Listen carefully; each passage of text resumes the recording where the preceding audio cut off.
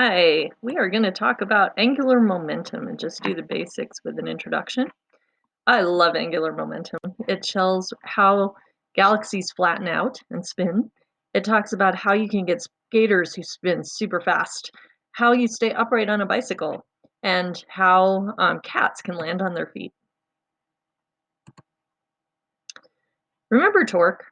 Torque was equal to R cross F. That's the APC equation that we get. Which is the cross product. And the other way of writing that is that R is equal to RF sine theta. So the cross product just means that we take the two things and we multiply by the sine of the angle between them, which is the equation we've been using. You can also figure out direction. We are not going to worry about that. So I'm just going to flip through these really quickly. And we're going to move on to angular momentum. Really similar equation. This is the APC equation that we have is R cross P. So instead of force, in this case, we have momentum, linear momentum. So R is the distance from the point up to the axis of rotation. So this is for a point particle. P is mv, so the linear momentum. And so if we're going to write that as an equation, we'll have L is equal to RmV, so R and then P, times the sine of the angle between them. If you're talking about something that's going in a circle, then that angle is going to be 90 degrees because the speed is going to be tangent to the circle, so it'll be 90 degrees away. So that sine is going to be 1. So it means we're going to have R times M times V. The other way of writing this equation for a point particle is to look at the equation V is equal to omega R. So if we substitute in omega R for V, then we're going to have R M omega R, or rearranging a little bit, M times R squared times omega. M R squared, though, if you remember way back when we were talking about rotational inertia, is the formula for rotational inertia of a point particle. So it was the sum of mr squareds. So that's equal to I omega. AP1 gives us this equation. So L is equal to I omega. APC gives us this equation as well. The units are weird. Instead of kilogram meters per second, which is linear momentum, we stick an extra meter in there. That's the same with all rotational stuff. So we have kilogram meter squared per second. So if we look at an example, so finding the magnitude of the angular momentum of the Earth orbiting the sun, we can treat the Earth as a point particle. We've got really big radius, we've got a really big mass for the Earth, and our orbital speed is about 30 kilometers per second. So if we convert that to meters per second, we can then figure out the angular momentum. So if we take RmV sine theta, we plug in the R value, we plug in the M value, the converted V value. We're at 90 degrees, so that's just going to be 1. And that gives us a really super huge number. But the other way to do this is to do L is equal to I omega. So we can do M squared R, that would be the I of our point particle, times the rotational speed, or angular speed, which is just equal to V over R. So we have mr squared times V over R gives us mrV, which is the same thing we had up here. And you plug in the numbers and you get exactly the same answer. So you can do the problems with either equation if you have a point particle. If you have something like a disk or a sphere or a hoop or something like that, this is the equation to use. So a rigid object, so L is equal to I omega. So I, again, is the rotational inertia, and omega is the angular velocity. And we don't really need to worry about this stuff here. Just know that, that this is the equation that we're going to use most often when we're doing conservation momentum, which is the next thing that we're going to get into. So again, I wanted to point out that all of this stuff we've been doing in rotation has analogs to non-rotation stuff. So if we look at linear momentum, we have P is equal to mv, and we do the Greek version of those. Greek version of V is omega, so the angular velocity. The rotational version of mass is the moment or rotational inertia. And the rotational version of momentum is angular momentum.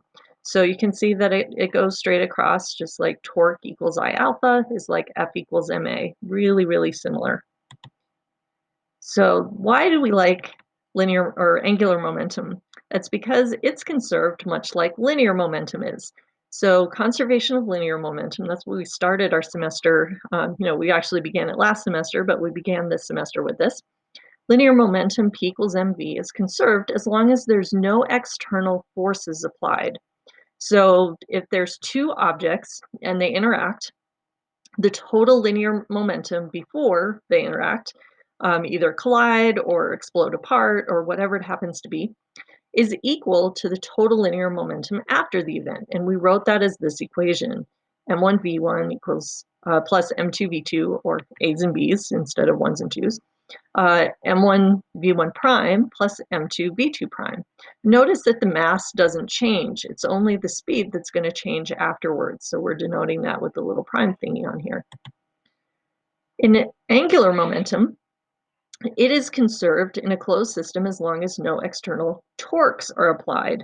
So with linear momentum, it was no net force. With angular momentum, it's no net torques that are applied. And the total angular momentum before something is equal to the total momentum afterwards.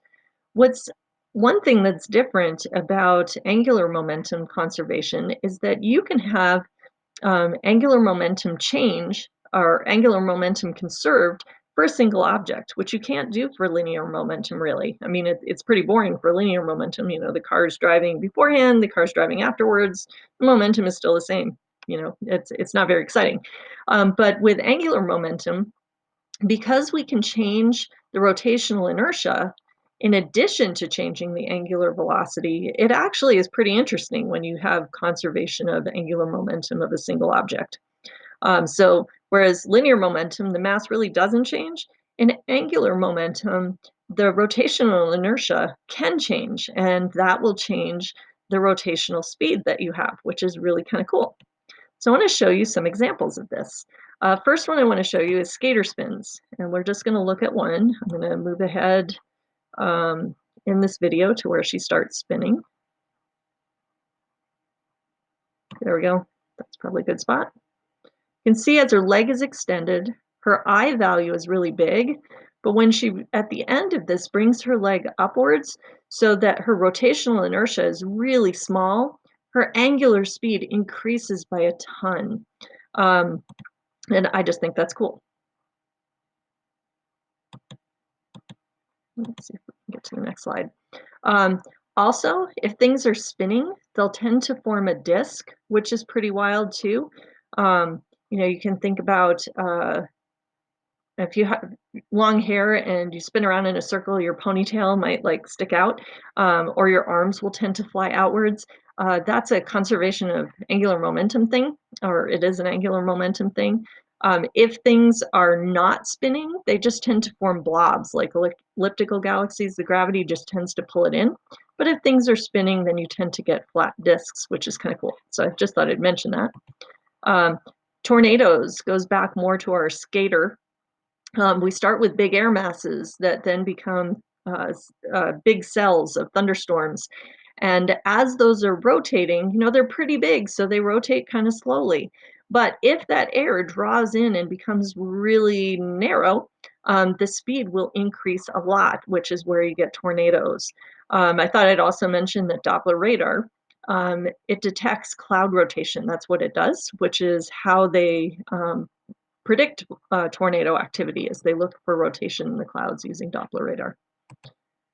A couple of other ways that we have conservation of angular momentum with a single object is in diving. As somebody is diving, they'll be spinning around really fast if their rotational inertia is small. So if they bring their knees in, it's a small I, so they're going to have a large omega, so a big rotational speed. Whereas when they enter the water, they want to have a very slow rotational speed so that they enter the water fairly straight. They can't stop rotating unless you have a torque. So, and since there's no way to apply a torque necessarily, then you need to make your omega really small by making a really large rotational inertia. So I'm going to show you two videos that do this. One is jumping on a trampoline, and the other is diving. So here we go. I'm going to fast forward this a little bit. And I want you to look at the divers as they enter the water, because that's really where this gets interesting, I think. Oh, well, we're doing that now. We'll watch another dive.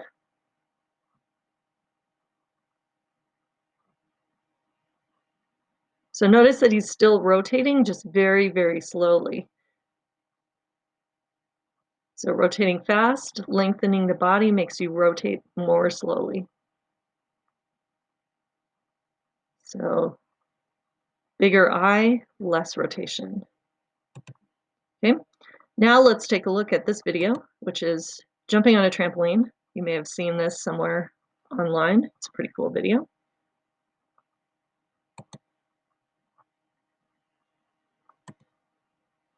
So as his body is stretched out, he goes pretty slowly. And then when he tucks his knees in, he goes really fast and it should loop. So let's watch it again.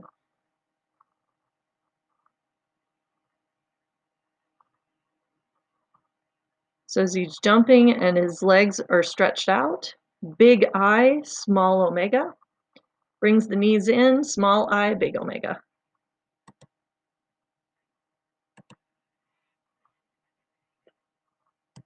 Cool. This video is one of my favorites ever. We're going to watch this together just because it's so great. It explains how cats land on their feet. No cats were actually harmed in that video. Simone Biles gets her own slide because she is just phenomenal.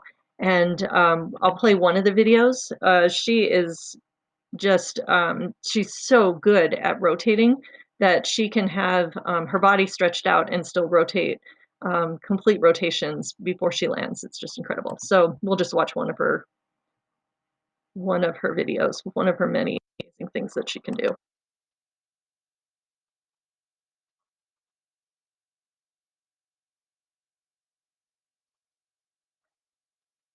Get all that rotation and how spread out her body is. So think about how hard that is to actually rotate around. And we'll watch one more time because she's so amazing. How hard it is to rotate your body around several different axes, but her body is fairly stretched out, so she's got a large eye, and yet she's still completing those rotations, which is just amazing. There we go. So next up, I want you to think about this. We'll actually try this in class. So when a bike tire is spun vertically, think about what would happen to a person that's sitting on a stool so they're free to rotate when the tire is turned horizontally. So just think about that. That'll be part of our mini labs Monday and Tuesday. We'll watch this one together too because this is one of my favorite videos. Can actually go forward. There we go. And then another one that I wanted to show you with a single object is Nik Wallenda, who crossed a giant canyon, the Grand Canyon. One of the things that these tightrope walkers do is they carry a giant pole. And we won't watch the video, but we'll just talk about it a little bit. If you think about it, if he doesn't have the giant pole there, then his rotational inertia about the axis of this, about his center of mass, if you want to think about it that way, is really very small. But having the pole there increases his rotational inertia, which means that it's going to slow down any angular velocity that he's going to have side to side, and it's going to stabilize him a lot. So it works pretty well, actually. And you can watch that video. It'll be in the slideshow if you want to take a look at it on your own. So here we go. So I'll just put all this out here. And my formatting got a little weird, so I apologize for that. The APC stuff is on the left, and the AP1 stuff version is on the right. Really the same stuff. It's just replacing derivative stuff with deltas, looking at averages versus instantaneous. So to derive, the next thing I want to talk about, we're going to take the derivative of this side, or look at the change over time of this equation on both sides. So dl dt, or the change in L over the change in time, is equal to di omega dt, or the change in I omega over time. So I is constant, that won't change for a single object necessarily.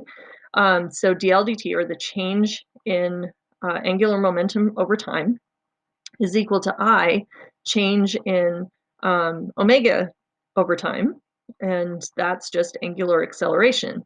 So that means that our dl dt is equal to I alpha, but torque is equal to I alpha, which means that torque is equal to a change in angular momentum with respect to time. Now, this equation, they give it to you on the AP sheet for AP1. So delta L is equal to torque, delta T is what you get. They don't give you that on APC. I don't know why. I wish I could figure out how they decide what to put on there, but they do give you the equation in terms of not Greek stuff. So force is equal to the change in linear momentum with respect to time. And you can just do the rotational analogs of all those things. So torque or force becomes torque, and linear momentum becomes angular momentum. So if you realize that you can convert those two things back and forth, then you do get this equation. So what does this mean? That torque is causing a change in angular momentum. Well, one thing it means is that in order for there to be a change in angular momentum, the torque is applied. But um, if you've got an angular momentum that's relatively robust, then it requires a lot of torque in order to change it. So when you're riding a bicycle, you've got a fair amount of angular momentum. In order to change that angular momentum, you would need a fair amount of torque in order to rotate it. And that's why rotating on a bicycle is fairly stable, because you're moving and it would require a torque somehow in order to get you to not to tip over. You know that probably from experience, that if you try to bike like at a stoplight and you try to keep going when the light's red, that you're going slower and slower and slower, and you start tipping over because you're not nearly as stable. It's a lot easier to tip you over. Those torques don't need to be as big in order to knock you over if there's less angular momentum. So I just think that's kind of cool. Um, we are also going to talk about conservation of angular momentum with respect to collisions. So if you have two objects that come together and they're rotating, sometimes one of them isn't rotating and the other is. So if you have like a clay ball being thrown at a rod that is able to pivot, then you can look at the conservation of angular momentum of that as well. So the total angular momentum before is equal to the total angular momentum after.